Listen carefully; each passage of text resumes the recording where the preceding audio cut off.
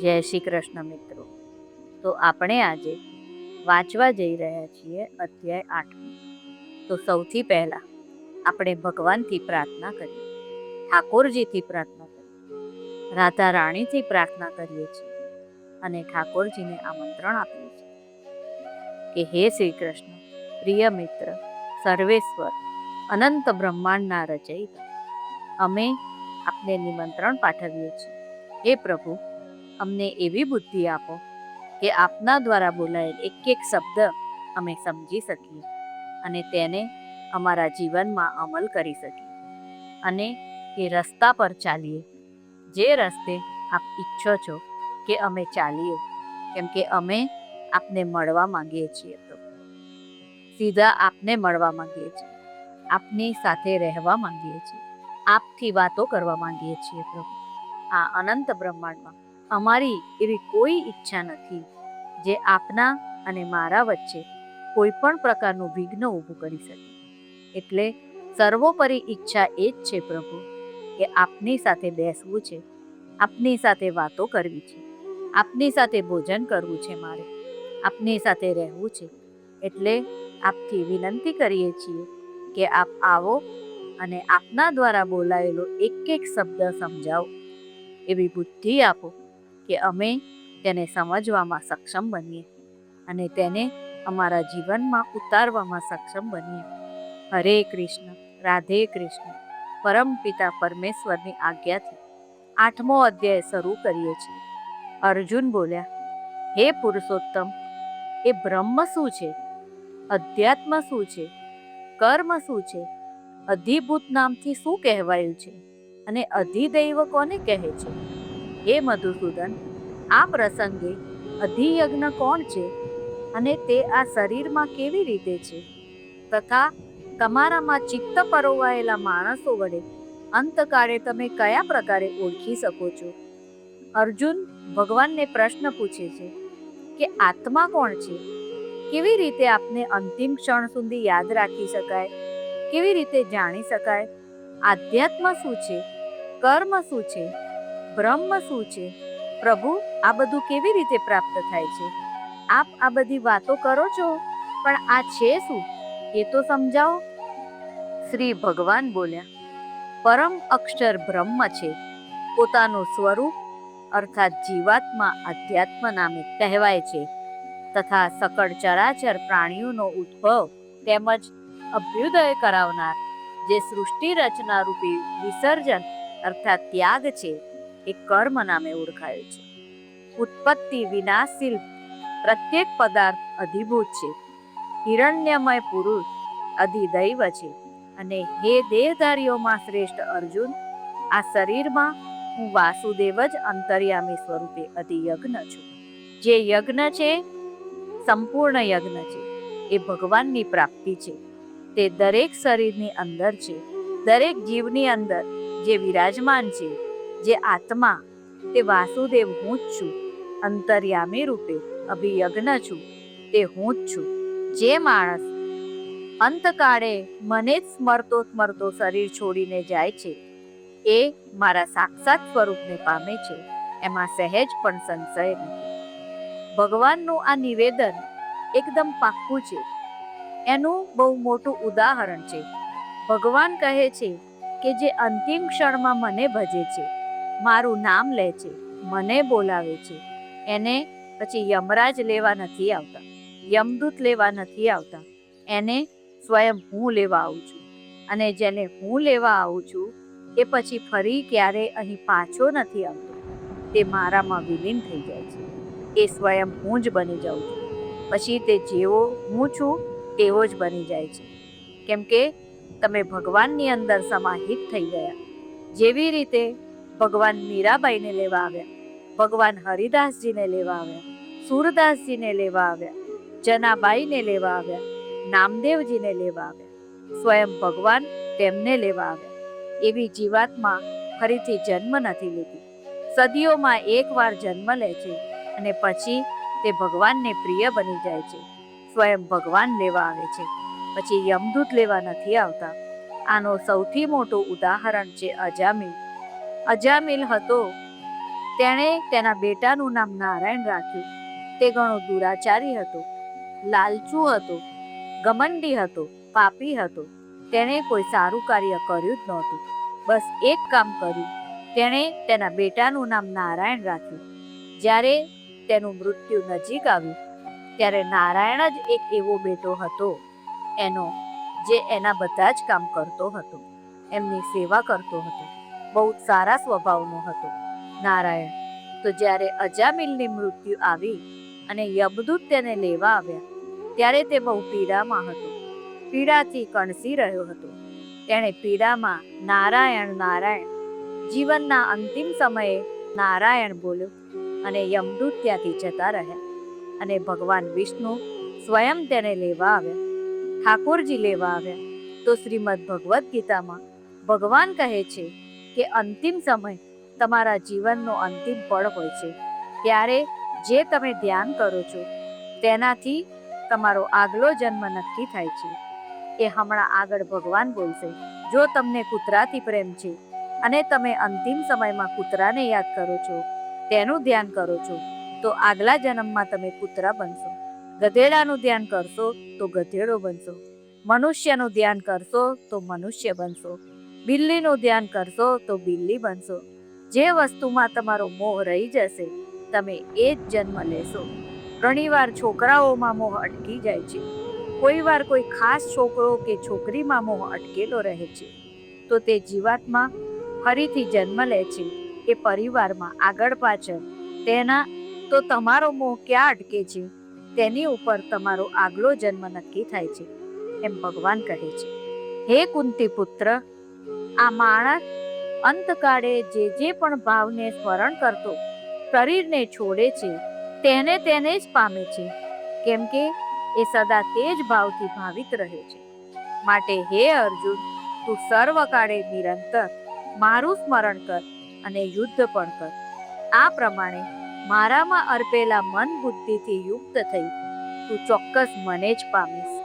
ભગવાન અર્જુનને કહે છે કે તું આજે કર્મ કરે છે ને તે તું મને સમર્પિત કર, મારું ધ્યાન કર. ભગવાન ક્યારેય નથી ઈચ્છતા કે અર્જુન ફરીથી આ ધરતી પર આવે. ભગવાન અર્જુનને બહુ પ્યાર કરતા હતા, એટલે ભગવાન અર્જુનને બતાવે છે કે તું યુદ્ધ કર, તું તારું કર્મ કર, મારું ધ્યાન કરતા કરતા તું એટલું નિરંતર મારું ધ્યાન કર કે તારા ધ્યાનમાં અંતિમ અવસ્થામાં હું જ રહું તો તું મને પ્રાપ્ત થઈ. ભગવાન તેના વગર રહી નહોતા શકતા, એટલો પ્રેમ કરતા હતા ભગવાન અર્જુન. ભગવાન તેમના ભક્તો વગર રહી નથી શકતા. એટલે હું આપને બતાવું છું કે આપણે જે આ શ્રીમદ ભગવદ્ ગીતાનો પાઠ કરી રહ્યા છીએ, જે વાંચી રહ્યા છીએ, હું સાચું કહું છું, એક વાત જાણી લો કે ભગવાન આપણાથી એટલો બધો પ્રેમ કરે છે કે ભગવાન નથી ઈચ્છતા કે આપણે બીજા કોઈ દેવલોકમાં જઈએ. ભગવાન નથી ચાહતા કે અમારી જીવાત્મા વારંવાર આ ધરતી પર જન્મ લે ને ભટકે, દુઃખોમાં રહે, મૃત્યુ લોકમાં રહે. ભગવાન નથી ઈચ્છતા એ. જો ભગવાન એવું ઈચ્છતા હોત તો આપણને આ સૌભાગ્ય પ્રાપ્ત જ ના થયું હોત કે આપણે કૃષ્ણનું નામ લઈ શકીએ, કે ભગવદ્ ગીતા વાંચી શકીએ, સાંભળી શકીએ. આપણને પણ એ જ સૌભાગ્ય પ્રાપ્ત થયું છે જે અર્જુનને સૌભાગ્ય પ્રાપ્ત હતું.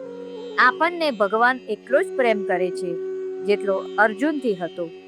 એટલે જ તો આપણે આ વાંચી શકીએ છીએ, સાંભળી શકીએ છીએ, અને ભગવાન આ ઉપાય બતાવે છે કે હું ઈચ્છું છું કે તમે મારા લોકમાં આવો, હું ઈચ્છું છું કે તમે મારી પાસે આવો, હું ઈચ્છું છું કે તમે મારી સાથે રહો. જે આપણે ભગવાનને પ્રાર્થના કરી કે હે ઈશ્વર, હું ઈચ્છું છું કે હું આપની સાથે ભોજન કરું, હું ઈચ્છું છું કે હું આપની સાથે બેસું, આપની સાથે વાતો કરું. ભગવાન પણ એ જ ઈચ્છે છે, એવું ઈચ્છે છે. એટલે જ તો આપણને કહે છે કે આપણને પ્રેમ કરે છે. એટલે તો તેમના આ શબ્દ આપણા સુધી પહોંચ્યા છે. હે પાર્થ, એ નિયમ છે કે પરમેશ્વરના ધ્યાનના અભ્યાસ સ્વરૂપ યોગથી યુક્ત બીજી તરફ ન જનારા ચિત્તથી નિરંતર ચિંતન કરતો માણસ પરમ પ્રકાશ સ્વરૂપ દિવ્ય પુરુષને એટલે કે પરમેશ્વરને જ પામે છે. મેં આ જ નિયમ બનાવ્યા છે. આપ લોકોએ મોટા મોટા સાધુ સંત મહાત્માઓને જોયા હશે ને? તમે ક્યારે પણ એ સાધુ મહાત્માઓની પાસે જાઓ તો હંમેશા એમના હાથમાં એક માળા હશે અને નિરંતર તેઓ નારાયણ નારાયણ જાપ કરતા રહે છે. તેઓ ભજે છે રાધા રાધા, કૃષ્ણ કૃષ્ણ, નારાયણ નારાયણ. તેઓ નિરંતર કેમ ભજે છે? કેમ કે તેમના સબકોન્શિયસ માઇન્ડમાં આ નામ બેસી જાય. એટલે તેઓ વિચારે છે કે હું એટલું પ્રભુનું નામ ભજું કે મારા રોમ રોમમાંથી પ્રભુનું નામ જ નીકળે અને મારા અંત સમયમાં મને બસ ખાલી પ્રભુનું જ નામ ધ્યાનમાં રહે, બીજું કાંઈ નહીં. સીધા ભગવાનના લોકમાં જ જવું છે. કોઈએ પૂછ્યું તો કે મને સ્વપ્નમાં ભગવાન દેખાય છે, સ્વપ્નમાં ઠાકોરજીની સાથે રહું છું, સ્વપ્નમાં મોટેથી બોલવા લાગુ છું, ઠાકોરજીને બોલાવું છું, કેમ કે તમારા રોમ રોમમાં હજી ભગવાને વસવાનું શરૂ કર્યું છે. તમે આ કાર્યને નિરંતર કરતા રહેશો ને તો તમારા રોમ રોમમાં ભગવાન વિરાજમાન થઈ જશે. પછી તમે કોઈ પણ કામ કરો પરંતુ તમારા ધ્યાનમાં કૃષ્ણ જ રહેશે. અને જ્યારે દરેક કામ ભગવાનનું ધ્યાન કરતા કરવામાં આવે છે તો દરેક કાર્ય ભગવાનને સમર્પિત થઈ જાય છે અને તમે પ્રારબ્ધથી દૂર થઈ જશો. તમને સુખ દુઃખ કાંઈ લાગશે નહીં. અને એટલું નારાયણનું નામ, પ્રભુનું નામ ભજવાનું છે કે આપણા અંતિમ સમયે ફક્ત નારાયણ નારાયણ જ નીકળે. કોઈ મોહમાં નહીં રહીએ, કોઈ એટેચમેન્ટમાં નહીં રહીએ. બસ સીધા ભગવાનના ઘરે જવાનું છે, સીધા ઠાકોરજીના ધામમાં, અને સ્વયં ભગવાન લેવા આવશે. તો ભગવાન કહે છે, જે માણસ સર્વજ્ઞ, અનાદિ, સૌના નિયંતા, સૂક્ષ્મથી અતિ સૂક્ષ્મ, સૌનું ધારણ પોષણ કરનારા, અચિંત્ય સ્વરૂપ, સૂર્ય સમાન, નિત્ય ચેતન પ્રકાશ સ્વરૂપ અને અવિદ્યાથી સાવ પર એવા શુદ્ધ સચ્ચિદાનંદ ઘન પરમેશ્વરને સ્મરે છે. એ ભક્તિયુક્ત માણસ અંતકાળે યોગ બળથી 2 ભ્રમરોની મધ્યમાં પ્રાણને સારી રીતે સ્થાપ્યા પછી નિશ્ચળ મનથી સ્મરતો સ્મરતો એ દિવ્ય રૂપ પરમ પુરુષ પરમાત્માને જ પામે છે. ભગવાન કહે છે કે અંતિમ ક્ષણમાં, અંતિમ પળમાં જેણે પૂરું જીવન મને ભજ્યા છે અને અંતિમ સમયમાં ભ્રુકુટીની વચ્ચે ધ્યાન કેન્દ્રિત કરીને નારાયણને ભજે છે. હે કૃષ્ણ, એ પળની જે અવાજ હોય છે ને, જે શરીર છોડતી વખતની એ અવાજ સીધી મારા કાનો સુધી પહોંચે છે અને તેને હું સ્વયં લેવા આવું છું. મારા ભક્તને હું પોતે ઇંતજારમાં બેઠો છું. પ્રભુ ભક્તોને એટલો પ્રેમ કરે છે ઠાકોરજી, અને રસ્તો બતાવે છે કે કેવી રીતે પહોંચવું તેમના સુધી. વેદને જાણનાર વિદ્વાનો જે સચ્ચિદાનંદ ઘન સ્વરૂપ પરમપદને અવિનાશી કહે છે, આસક્તિ વિનાના યત્નશીલ સંન્યાસી મહાત્માઓ જેનામાં પ્રવેશ કરે છે, તથા જે પરમપદના ઈચ્છુક બ્રહ્મચારીઓ બ્રહ્મચર્યનું આચરણ કરે છે, એ પરમપદને હું તારા માટે ટૂંકમાં કહું છું.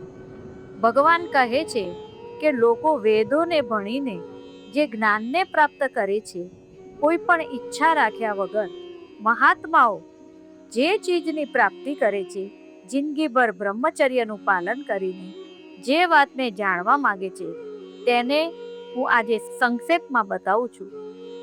બધી ઇન્દ્રિયોના દ્વારોને રોકીને તથા મનને હૃદય પ્રદેશમાં સ્થિર કરીને પછી એ જીતાયેલ મન વડે પ્રાણને મસ્તકમાં સ્થાપીને પરમાત્મા સંબંધી યોગ ધારણામાં સ્થિત થઈને જે માણસ ઓમ એ એક અક્ષર સ્વરૂપ બ્રહ્મને ઉચ્ચારતો અને તેના અર્થ સ્વરૂપ મુજ નિર્ગુણ બ્રહ્મનું ચિંતન કરતો શરીરને છોડીને જાય છે, એ માણસ પરમ ગતિને પામે છે. ભગવાન કહે છે, જે ઓમનું ધ્યાન કરે છે, ઓમનું ઉચ્ચારણ કરે છે અને ઓમનું ઉચ્ચારણ કરતી વખતે મારું ધ્યાન કરે છે, એવો વ્યક્તિ પરમ ગતિને પ્રાપ્ત થાય છે. હે પૃથા પુત્ર, જે માણસ મારામાં અનન્ય ચિત્ત થઈને સદાય નિરંતર મુજ પુરુષોત્તમને સ્મરે છે એ નિત્ય નિરંતર મારામાં જોડાયેલો યોગીને માટે હું સુલભ છું, એટલે કે એને સહજ રીતે મળી જાઉં છું. જે નિરંતર મને ભજતા રહે છે, મારા ધ્યાનમાં રહે છે, જેને મેં કીધું ને કે તમે લગાતાર ભગવાનનું ધ્યાન કરો છો તો તમારા બધા કર્મ ભગવાનને સમર્પિત છે. પરમ સિદ્ધિને પામેલા મહાત્માઓ મને પામીને દુઃખોના રહેઠાણ તેમજ ક્ષણભંગુર એવા પુનર્જન્મને નથી પામતા. હે અર્જુન, બ્રહ્મલોક સુધીના સમસ્ત લોકો પુનરાવર્તી છે, પરંતુ હે કુંતી પુત્ર, મને પામીને પુનર્જન્મ નથી થતો, કેમ કે હું કાલાતીત છું અને આ બ્રહ્મા આદિના લોકો કાળ દ્વારા સીમિત હોવાથી અનિત્ય છે. બ્રહ્માનો જે એક દિવસ છે એને સત્ય, ત્રેતા, દ્વાપર અને કળિયુગ એ 4 યુગના 1000 વાર થતા આવર્તનમાં લાગતા સમય જેટલો, તેમજ તેમની રાત્રિને પણ એટલી જ, એટલે કે 1000 ચતુર્યુગના સમય જેટલી, અર્થાત બ્રહ્મલોકનો પણ અંત આવતો હોવાને લીધે એ પણ વિનાશશીલ તથા અનિત્ય છે. એમ જેઓ તત્વથી જાણે છે તે યોગીઓ કાળના તત્વને જાણનારા છે. ભગવાન શું કહે છે અહીંયા બહુ ધ્યાનથી સાંભળજો. ભગવાન કહે છે કે જેટલા દેવી દેવતાઓ છે, જેટલા લોકો છે, બ્રહ્મલોક છે, દેવલોક છે, એવા જેટલા પણ લોક છે, તે બધાનો એક સમય સીમા છે. બ્રહ્માજીનો એક દિવસ જે હોય છે ને, તે એક દિવસનો જે પ્રકાશ હોય છે ને, કે જ્યારે દિવસ ઉગે છે ત્યારે પૂરી સૃષ્ટિના જીવો જાગે છે. બ્રહ્માજીને ત્યાં જ્યારે પહેલી કિરણ થાય છે ત્યારે પૂરી સૃષ્ટિ જાગે છે બ્રહ્માજીની, અને એ બધા ત્યાં સુધી જીવિત રહે છે કે જ્યાં સુધી બ્રહ્માજીની રાત નથી થતી. આપણે એક સમય સીમા થઈ ગઈ. ભગવાન કહે છે કે જે મને ભજે છે એ આ બધી સમય સીમાઓથી પણ પરે છે. તેના માટે દિવસ રાત, લોક પરલોક કાંઈ જ નથી. તે સીધા વૈકુંઠમાં મારી પાસે આવે છે. બધાએ જીવો બ્રહ્માનો દિવસ શરૂ થતા અવ્યક્તથી, અર્થાત બ્રહ્માના સૂક્ષ્મ શરીરથી ઉત્પન્ન થાય છે, અને બ્રહ્માની રાત્રિ શરૂ થતા એ અવ્યક્ત નામના બ્રહ્માના સૂક્ષ્મ શરીરમાં જ લીન થઈ જાય છે. એ પાર્થ, એ જ આ ભૂત સમુદાય વારંવાર ઉત્પન્ન થઈને પ્રકૃતિને વશ થયેલો બ્રહ્માની રાત્રિ તથા લય પામે છે, અને દિવસ શરૂ થતા ફરી ઉત્પન્ન થાય છે. પરંતુ એ અવ્યક્ત કરતાંય સાવ પર એવો અન્ય, એટલે કે વિલક્ષણ જે સનાતન અવ્યક્ત ભાવ છે, એ પરમ દિવ્ય પુરુષ સગડા જીવોના નષ્ટ થવા છતાંય નાશ નથી પામતો. જે મને પ્રાપ્ત થાય છે ને, એ ક્યારેય નાશ નથી પામતો. ના તો એનો ફરી જન્મ થાય છે કે ના મૃત્યુ. પછી એ બધાથી પરે છે. જે અવ્યક્ત અક્ષર એવો નામે કહેવાયો છે, એ જ અક્ષર નામના અવ્યક્ત ભાવને પરમ ગતિ કહે છે. તથા જે સનાતન અવ્યક્ત ભાવને પામીને માણસો પાછા આવતા નથી, એ મારું પરમધામ છે. જે મારા પરમધામમાં એકવાર આવી ગયા ને, તે જીવન મૃત્યુથી, સુખ દુઃખથી, માન સન્માનથી, લાભ હાનિથી, દરેક વસ્તુથી પરે છે. હે પૃથા પુત્ર, જે પરમાત્માની અંતર્ગત સર્વભૂતો છે, તથા જે સચ્ચિદાનંદ ઘન પરમાત્માથી આ આખું જગત પરિપૂર્ણ છે, એ સનાતન અવ્યક્ત પરમ પુરુષ તો અનન્ય ભક્તિથી જ પામી શકાય છે. હે ભરત શ્રેષ્ઠ, જે કાળે શરીર છોડીને જનારા યોગીજનો પરત ન આવનારી ગતિને પામે છે, અને જે કાળે જનારા પરત આવનારી ગતિને જ પ્રાપ્ત થાય છે, એ કાળને એટલે કે 2 માર્ગોને કહીશ. આ 2 માર્ગમાંથી જે માર્ગે જ્યોતિર્મય અગ્નિ અભિમાની દેવતા છે, દિવસનો અભિમાની દેવતા છે, શુક્લ પક્ષનો અભિમાની દેવતા છે, અને ઉત્તરાયણના 6 મહિનાનો અભિમાની દેવતા છે, એ માર્ગે મૃત્યુ પામીને જનાર બ્રહ્મવેત્તા યોગીજનો આ દેવતાઓ દ્વારા ક્રમે ક્રમે લઈ જવાઈને બ્રહ્મને પામે છે.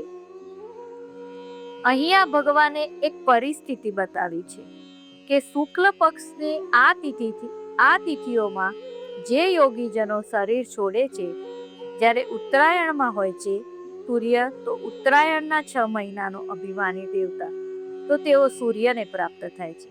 એવા યોગીજનો બ્રહ્મને પ્રાપ્ત થાય છે.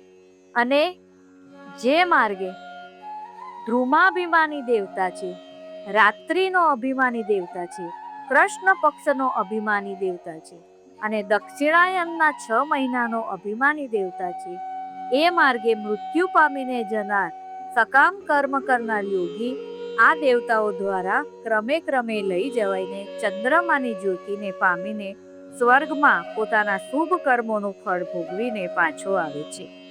એવો વ્યક્તિ જે કૃષ્ણ પક્ષમાં દેહ છોડે છે, જ્યારે દક્ષિણાયનમાં જ્યારે સૂર્ય હોય છે, ત્યારે આવો યોગી પુરુષ સકામ કરતા એમણે જે સારા કર્મો કર્યા છે, તે સારા કર્મોનું ફળ તે સ્વર્ગલોકમાં જઈને ભોગવશે.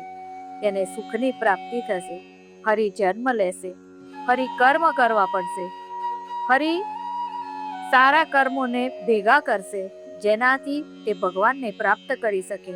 અને આ નિરંતરતા ચાલુ જ રહેશે. એટલે કે એક જે સૂર્યલોકમાં જાય છે તે ક્યારેય ફરી જન્મ લેતો નથી, તે પરબ્રહ્મને પ્રાપ્ત કરે છે. અને જે ચંદ્રલોકમાં જાય છે તે પાછો જન્મ લે છે, તેના કર્મોના ફળ ભોગવીને અને ફરી આવીને કર્મ કરે છે, ફરી કર્મો ભેગા કરે છે અને ફરીથી સાધન બનાવે છે કે હું કેવી રીતે પરમાત્માની પાસે જઈ શકું. કેમ કે જગતના આ 2 પ્રકારના શુક્લ અને કૃષ્ણ અર્થાત દેવાયન અને પિતૃયાન માર્ગ સનાતન મનાયા છે.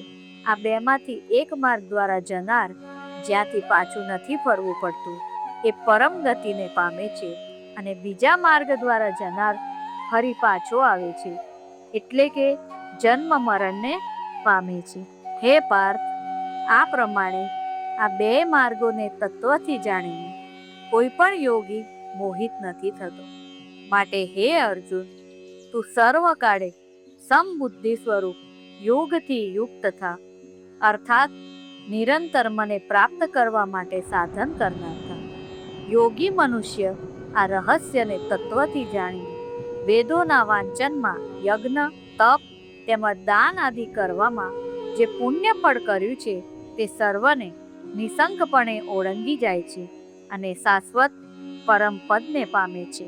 ભગવાન કહે છે કે આ બંને રસ્તાઓથી પરે જ યોગ છે, જે ફક્ત ભક્તિ યોગ છે, ફક્ત પ્રેમ છે, જેમાં બીજું કાંઈ નથી આવતું. બધી વસ્તુઓનું ઉલ્લંઘન થઈ રહ્યું છે. પછી જે લોકો બતાવે છે ને કે આમ કરો તો ભગવાન પ્રાપ્ત થશે ને આમ કરો તો ભગવાન પ્રાપ્ત થશે, એ બધા રસ્તાઓને ત્યાગીને તું ફક્ત પ્રેમ ભાવમાં મારામાં નિરંતર રહે છે, તું સીધા મને પ્રાપ્ત થાય છે. ભગવાને આટલો સરળ ઉપાય બતાવ્યો છે.